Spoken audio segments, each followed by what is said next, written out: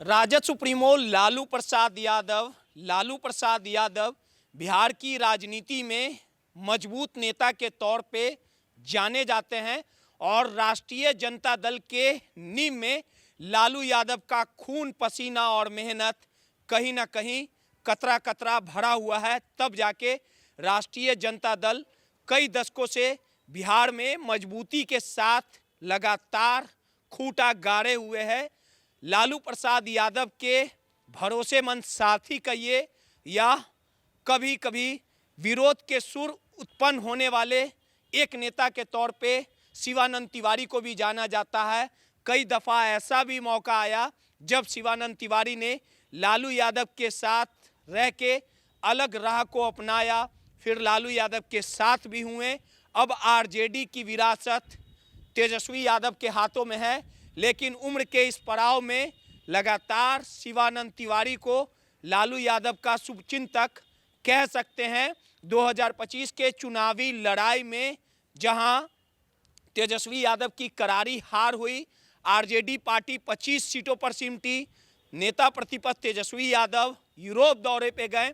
उसके बाद लगातार तेजस्वी यादव को शिवानंद तिवारी आईना दिखाते रहे। कई दफ़ों पे लगातार ये बोलते रहे कि चुनाव में जीत हार अपनी जगह पे है, लेकिन संघर्षों से घबराना नहीं है, संघर्षों के पथ पे चलना है।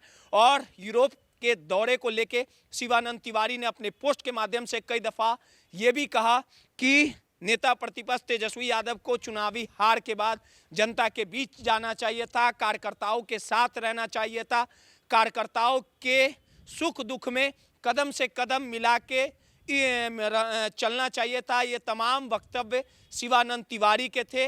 और आखिरकार यूरोप दौरे के बाद जैसे ही बिहार में राजधानी पटना में तेजस्वी यादव का आगमन हुआ, तेजस्वी यादव पटना एयरपोर्ट पे अपनी पत्नी के साथ पहुंचे और तेजस्वी यादव को कवर करने के लिए मीडिया का एक हुजूम उमड़ा, क्योंकि सवाल कई थे और हर एक सवाल का जवाब तेजस्वी से ही पूछना था।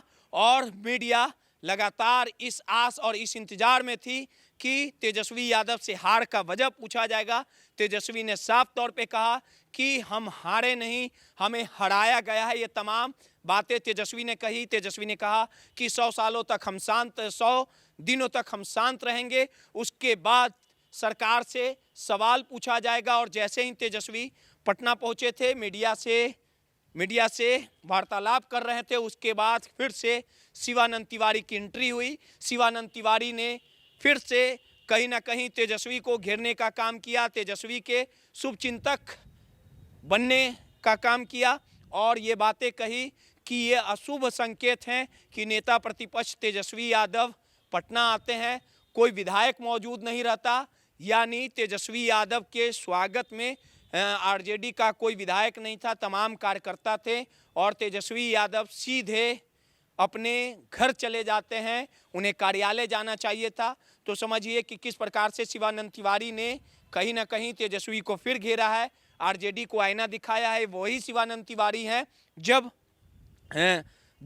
शिवानंद तिवारी हैं जो लालू यादव के करीबी नेता के तौर पे, आरजेडी के वरीय नेता के तौर पे उनकी पहचान है और तेजस्वी यादव के कार्यों को लेके हमेशा उन्हें कटघरे में खड़ा करते हैं और उन्हें कहीं ना कहीं सवाल पूछते हैं। अब कुछ इसी तरह की वस्तुस्थिति फिर से शिवानंद तिवारी ने कहीं ना कहीं तेजस्वी यादव को घेरा है और तेजस्वी यादव को साफ लफ्जों में, साफ शब्दों में कह दिया है कि अगर आप मेहनत नहीं करिएगा और जो आपके आसपास लोग रहेंगे अगर उससे नहीं संभलिएगा तो आने वाली समय में आरजेडी की दुर्गति और खराब होने वाली। आपको पता ही होगा जब शिवानंद तिवारी लगातार तेजस्वी को कटघरे में घेर रहे थे, उनके क्रियाकलापों को लेकर सवाल उठा रहे थे, तो आरजेडी के एमएलसी यानी तेजस्वी यादव के मुंह भोले भाई ने शिवानंद तिवारी पर निशाना भी साधा था। अब देखने वाली बात होगी कि तेजस्वी यादव का पटना आगमन हो गया और किस प्रकार से